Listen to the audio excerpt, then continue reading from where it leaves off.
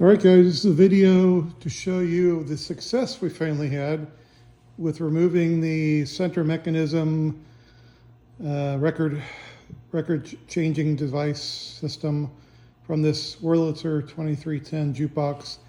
It was definitely a trial and error operation. We had to revamp our mount several times before we finally get it. And we've also had to learn on the fly that in order to remove this, you have to compress the 4 springs that hold this center section in place. So there's four springs that rest on these brackets here. These are the brackets that are normally inside the machine on the side. And you can see there's depressions on these where my thumb is. There's 4 depressions. Those where the springs sit. So in order to remove the center mechanism, you have to put those springs under compression. There's actually 4 holes that are drilled into this deck here that are made for that. So if you were a technician in the 50s, I'm sure you had a tool that would just fit in there and easily compress those. What we did is we used a piece of a bar stock and drilled a hole to thread this screw into it, and then tightened it with this wing nut to get compression on the springs and draw them up into this area here. So once we had that done, then it was easy to get movement from these side channels. But we found in order we were using this height adjustable table here to raise and lower the cabinet to be able to pull this out. In order to move it, get it out completely, we had to actually remove these brackets so that we could raise the cabinet up high enough to clear this upper area with this shroud. I guess if you were really technical, you could take off this shroud.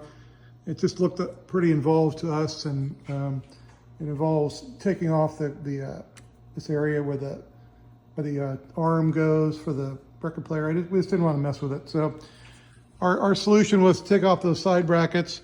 Then we were able to lift the cabinet up high enough for this area to clear this back section, because as you can see, it's angled. So we had to lift up a cabinet high enough for that area to come out. So once we did that, we were able to successfully move it. And you can see that the whole center mechanism now is removed and sitting on the stand that we built. In the prior video, I talked about this 80/20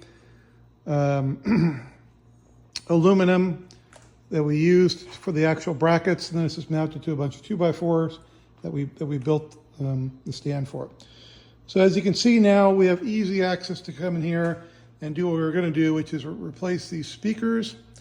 We're also going to clean up all the connections, take all this extra layer of dust out of here, and just generally make sure all the connections are good. At some point, somebody not too distant past had replaced some of these vacuum tubes already. They look like they're in pretty good condition.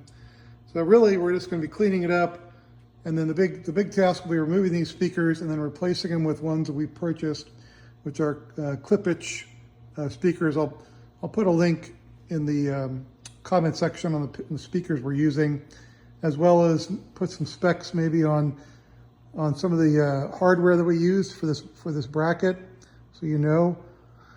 And so yeah, success. It took us a good week and a half of trial and error each night working on this to figure out how to successfully remove this without damaging anything. But we're happy that we did it, and now we'll get to work on the speakers and upgrading this sound system.